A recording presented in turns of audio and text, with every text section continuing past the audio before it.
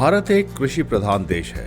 यहाँ अधिकांश लोग अपनी आजीविका के लिए कृषि पर निर्भर हैं। हालांकि कृषि उत्पादों की सही कीमत का निर्धारण और उन्हें समय पर बाजार में बेचना किसानों के लिए बड़ी चुनौती है। इसमें स्पॉट ट्रेडिंग महत्वपूर्ण भूमिका निभा सकता है, क्योंकि इसमें किसान अपने उत्पाद को तुरंत बेच सकते हैं और उसी समय भुगतान ले सकते हैं। इसके अलावा खेती किसानी में ई मार्केट सिस्टम आने से किसानों के लिए लेन देन की प्रक्रिया और भी सरल हो गई है। पहले जहां किसानों को अपनी फसल की सही कीमत की जानकारी के लिए आढ़तियों पर निर्भर रहना पड़ता था, वहीं अब वे मोबाइल फोन के माध्यम से बाजार की वर्तमान स्थिति जान सकते हैं। इससे वे बेहतर फैसले ले सकते हैं और अपने कृषि को ज्यादा लाभदायक बना सकते हैं।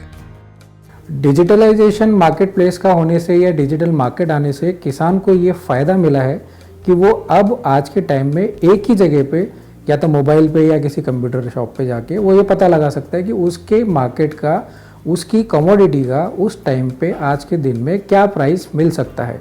क्या उसे किसी फाइनेंशियल इंस्टीट्यूशन मतलब लोन की ज़रूरत है किसी टाइप की, ताकि वो अपनी बुआई को और बेहतर कर सके, या जो किस टाइप के उसकी जो बुआई करता है, जो भी कमोडिटी वो उगाना चाह रहा है, उसके लिए क्या क्या इनपुट्स हो सकते हैं, मतलब खाद किस टाइप की होनी चाहिए, किस टाइम पे उसे बुआई करनी चाहिए। ये सारी चीज़ें मार्केट प्लेस पे आज के टाइम में वेरियस ऐसे प्लेटफॉर्म्स है जहाँ पर ये अवेलेबल है। जैसे आपका ई-नाम एक मार्केट प्लेस है, सरकार की तरफ से चलता है, जिसके अंदर किसान अपना कोई भी बुआई किया हुआ लाके उसको उचित दाम पे बेच सकता है। इसी तरीके से NEML का कृषि वेद करके एक प्लेटफॉर्म है, जो कि उसको किसान कोई भी अपनी बुआई वहाँ पर लाके उचित दामों पे बेच सकता है, इन सारी फैसिलिटीज़ के साथ में। डिजिटल मार्केट प्लेस से किसानों को सबसे बड़ा फायदा ये हुआ है कि उनकी पहुंच बढ़ गई है। अब उन्हें अपनी फसल का सही मूल्य मिल रहा है। जब से ऐसे प्लेटफॉर्म्स शुरू हुए हैं, तब से हर साल किसानों की संख्या में करीब 30 से 40% की बढ़ोतरी देखने को मिल रही है, खासकर जब से केंद्र सरकार ने FPO के गठन पर जोर दिया है। डिजिटल मार्केट प्लेस के आने के बाद किसानों को APMC यानी आधिकारिक कृषि उत्पाद बाजार समितियों तक जाने की आवश्यकता नहीं पड़ती है।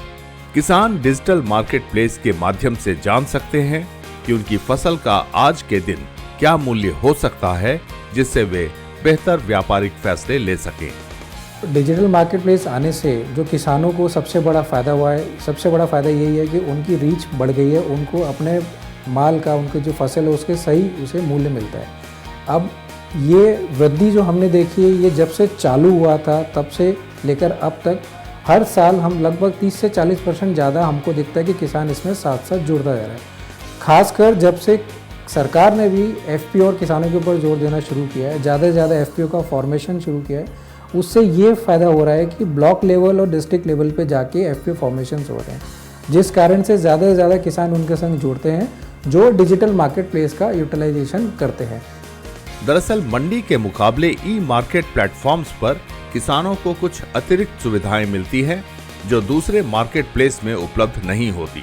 जब किसान अपनी फसल बेचना चाहता है तो उसे ई मार्केट प्लेटफॉर्म पर फसल का उचित मूल्य मिलता है। इसके अलावा किसानों को एक डिजिटल अकाउंट दिया जाता है, जिसमें खरीदार पहले से पैसा जमा करता है। ये व्यवस्था किसानों के लिए सुरक्षा का काम करती है।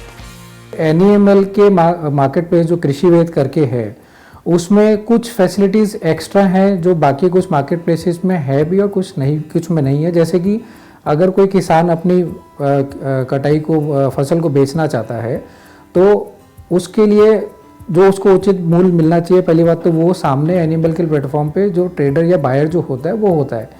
फिर वो क्या करता है कि उसको उसका पैसा मिलेगा या नहीं मिलेगा, उसके लिए NEML एक एस्क्रो अकाउंट या डिजिटल अकाउंट उसको एक देता है, जिसके अंदर जो खरीदने वाला है वो पैसा उसमें डाल के रखता है, ताकि किसान या FPO को ये श्योरिटी होती है कि हाँ मेरा पैसा कहीं नहीं जा रहा है, मेरा पैसा मुझे मिलेगा जब मैं उसे ये सप्लाई दे दूंगा। तो ये एक तरीके का एश्योरेंस है मार्केट प्लेस के थ्रू किसानों को भी और FPO को भी कि उनका जो पैसा आना है वो आया हुआ, पार्क रखा हुआ है, वो पैसा जब वो अपना माल दे देंगे वो पैसा NEML कृषि वेद के थ्रू पास ऑन हो जाता है। यदि कोई किसान अपने उत्पाद का स्पॉट ट्रेडिंग करना चाहता है, तो उसे सबसे पहले जानना होगा कि उसके उत्पाद का बाजार मूल्य क्या है। इसके लिए किसानों को अलग अलग कृषि बाजारों के बारे में जानकारी प्राप्त करनी होगी। अगर किसी फसल की डिमांड ज्यादा है और उसकी गुणवत्ता अच्छी है तो उसका स्पॉट प्राइस बढ़ सकता है, जबकि खराब गुणवत्ता या खराब मौसम से प्रभावित फसल का मूल्य कम हो सकता है। डिजिटल मार्केट प्लेस जैसे कृषि वैद्य ऐप किसानों को अपनी फसल की कीमत ऑनलाइन देखने की सुविधा देता है, जो उस दिन के बाजार मूल्य और उसकी गुणवत्ता के आधार पर तय होती है। इससे किसानों को फैसला लेने में मदद मिलती है कि मंडी तक जाने की जरूरत है या उत्पाद को किसी दूसरी जगह पर अच्छे स्पॉट प्राइस पर बेचा जा सकता है।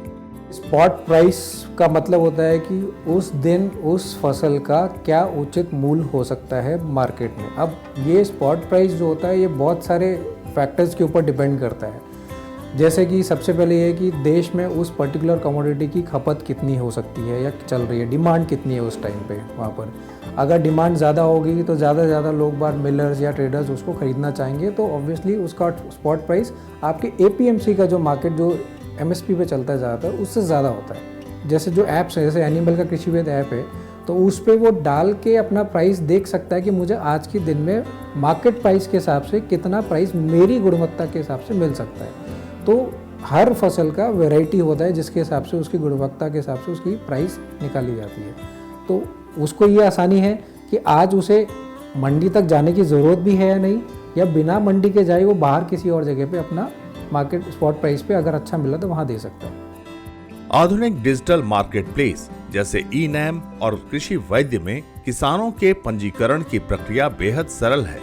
किसान अपने आधार कार्ड के जरिए इन प्लेटफॉर्म्स पर पंजीकरण करा सकते हैं। यदि किसान FPO का हिस्सा हैं, तो उनकी संस्था का नाम, निदेशक का नाम और दूसरे जरूरी दस्तावेज के आधार पर पंजीकरण किया जाता है। ई-नैम के ऊपर अगर किसान खुद जा रहा है तो वो अपना नाम आधार के हिसाब से अपने को पंजीकरण करा सकता है। अगर FPO जा रहे हैं तो उनका FPO का संस्था का नाम, डायरेक्टर के नाम कौन है, उनका आधार कार्ड लगेगा, कब स्टैब्लिशमेंट हुआ था, उनका चेक लगेगा, वो सब चीज़ें लगती क्योंकि वो एक संस्था हो गई वहाँ पर।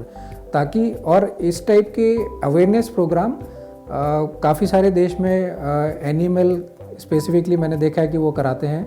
अलग अलग स्टेट्स और अलग अलग डिस्ट्रिक्ट वाइज उनकी टीम्स हैं जो कि FPO को इकट्ठा करके कृषि वेद पे का प्लेटफॉर्म को किस तरीके से वो लोग यूज़ कर सकते हैं और उसके बारे में जागरूकता वो जाके अपने फैलाते हैं। स्पॉट प्राइसिंग के बारे में अगर किसान जागरूक हैं और उसे डेली ट्रैक करते हैं तो उन्हें कई फायदे हो सकते हैं। इस जागरूकता के कारण किसान आसानी से जान सकते हैं कि उन्हें अपनी फसल को कब और कहां बेचना है।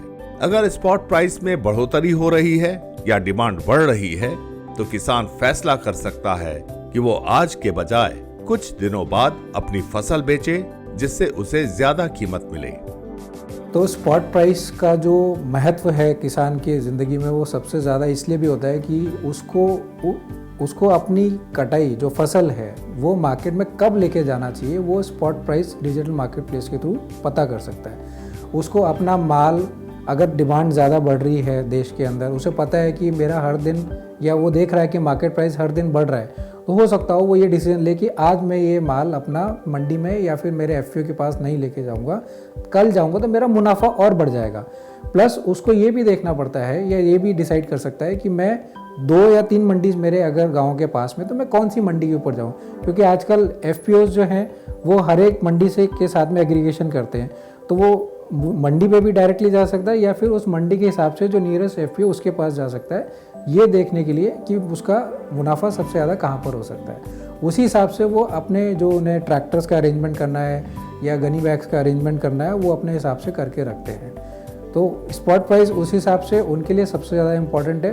प्लस ये जो स्पॉट प्राइस का जो और डिजिटल मार्केट प्लेस के थ्रू जो एक उद्देश्य है हमारे सरकार का भी कि 1 नेशन 1 मार्केट होना चाहिए, उसके अंदर भी इसको बढ़ावा मिलता है। ई-नैम और ई-समृद्धि जैसे डिजिटल प्लेटफॉर्म्स पर किसान आसानी से पंजीकरण कर सकते हैं और अपनी फसल की गुणवत्ता, डिमांड और स्पॉट प्राइस के आधार पर उन्हें बेचने के समय और जगह के बारे में फैसले ले सकते हैं। डिजिटल प्लेटफॉर्म्स के जरिए किसान न सिर्फ अपने उत्पाद की सही कीमत पा सकते हैं, बल्कि भुगतान भी सीधे उनके बैंक अकाउंट में हो जाता है।